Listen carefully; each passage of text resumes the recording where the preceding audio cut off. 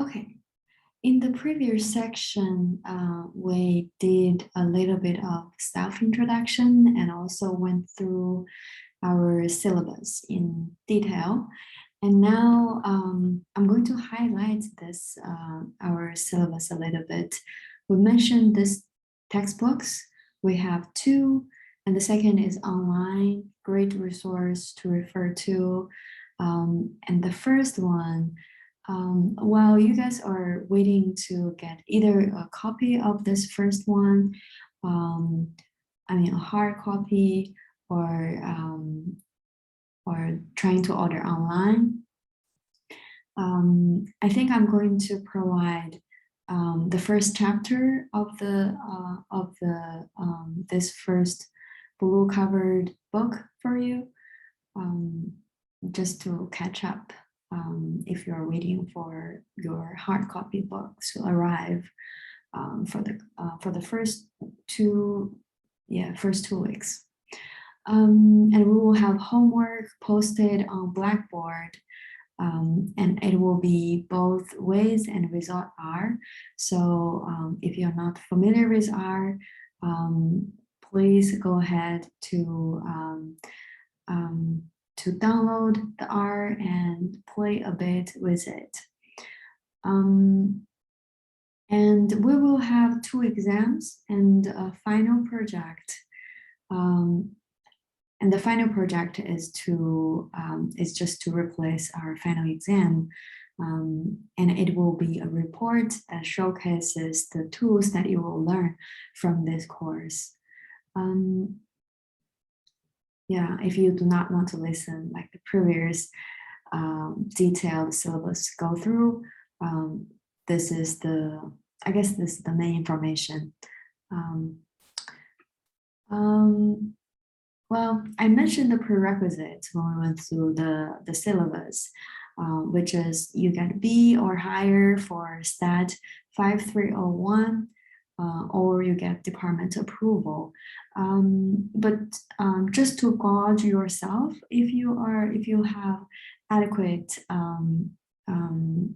prior knowledge, like the mathematical level it required in this class, I will go through a short list of the mathematics techniques we might use in this class.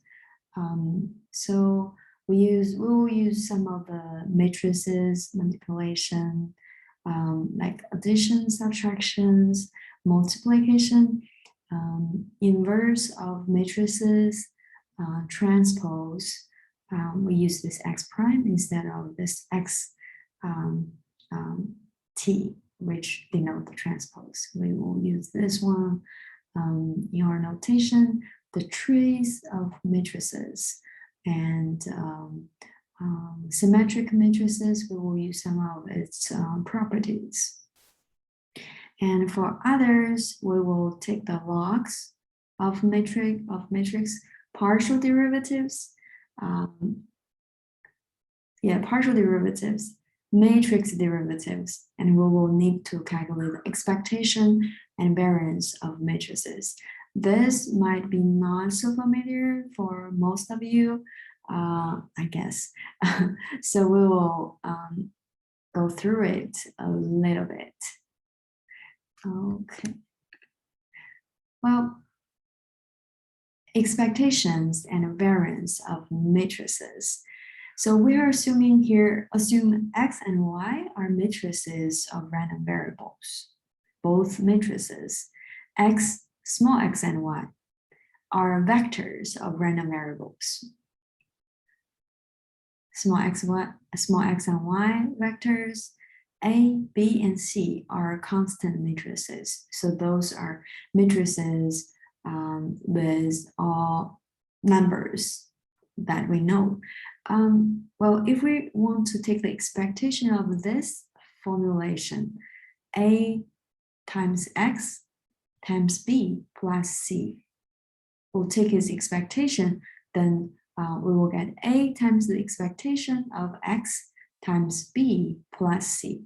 And we mentioned this X is is matrix of random variables. So when we take the expectation, we take those constant matrices out, and we just take expectation of this random variable matrix. And if we are interested in get the variance of this A times small x, where small x is vector of random variables. So A times x, we take its variance, and you just take this A out and take the variance of x, and then you multiply this, the transpose of matrix A. And sometimes we are interested in the covariance between two matrices. See this A times x will be a matrix, and B times x is another matrix, and we calculate its covariance, or we can say it's cross covariance, but we just put covariance for short for our convenience. And when you take this, you get this A matrix out, and then take the covariance between matrices X and Y, and then times B prime, sorry. And this is something, if you have not learned before, I think you can make a note of this. Sometimes this is hard to memorize, but you know where to find it once you need it. When we do the calculation, derive some of the results, we might use this. Okay. Next is the quadratic forms. So the definition of that is if x is a vector of random variables, as before, a vector of random variables, and A is a n-dimensional symmetric matrix. Note that it's symmetric matrix. Then the scalar quantity x prime times A times x is known as a quadratic form in X. So X is a vector. A is an n-dimensional symmetric matrix. So this x prime AX will be just a scalar. If you look at their dimension, x prime would be dimension 1 by n, and then A is n by n. And x, again, it's n by 1, then this is a scalar. So this whole thing. This is the definition of quadratic form. Okay, we will need this quadratic form quite often, and most of the time we will be interested in its expectation. And if we're going to calculate the expectation of this quadratic form, this has been like proved by mathematicians. Like this expectation of this quadratic form just equal to the trace of this sigma times A prime plus mu prime times A times mu. So I have the note here where mu and sigma are the expected value and variance covariance matrix of X. X, again, it's a vector of random variables, and this trace denote the trace of the matrix. And this expected value, variance covariance matrix, and trace, if you know this, that's great. But if you don't, you can always go Google it. What is the trace of a matrix? And this result, I mean, this expectation of this quadratic form will only depend on the existence of mu and sigma. In particular, this normality of X is not required. So we do not need this X, the elements in X being normally distributed.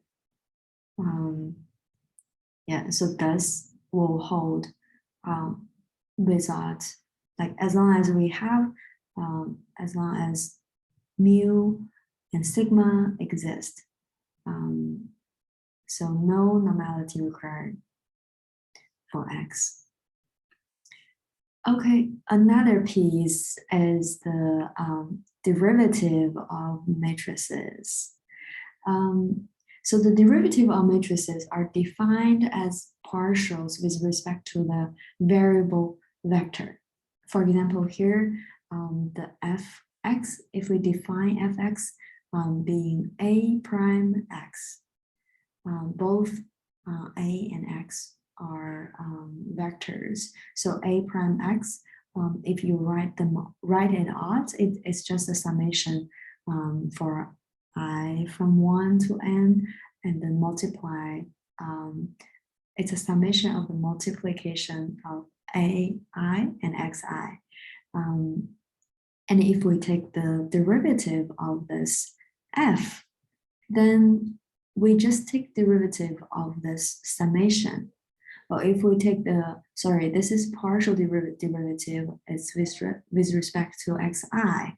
So what we get is just this ai, because that's the coefficient corresponding to xi, right?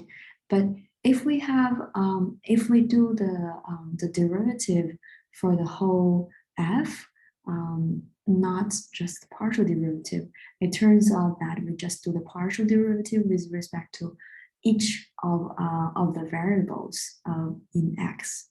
So it will give us a vector of a. So if we go strict from here, fx being a prime times x, take the derivative of this thing, we will get the vector a. Note that this is a prime x, and the derivative we got is a. Okay. The next piece, I have a note here. This previous example is a derivative of a scalar by a vector on this Wikipedia page. But if you go to this link, you will find more information there. And if you are interested, you are more than welcome to learn them all. Well, derivatives of the quadratic form, we call it the gradient and the Hessian. So the previous one we got is the gradient. We take the derivative of this a function f, but now this f, we use this quadratic form. So it's x prime ax, as we defined before, plus this b prime x. So this would be scalar, and this is also scalar, right? When we take the derivative of this f, we will get a plus a prime times x plus this b. So this part we kind of know from this example, because we take the derivative, we get this a, and here for this derivative, we get this b. And this x prime ax, when we take its derivative, you notice we will extract this a plus a prime. So again, we take another derivative for this gradient of f, that we get the Hessian. So we basically, because this b is a constant, we take the derivative for the first term only. And for this case, we get a plus a prime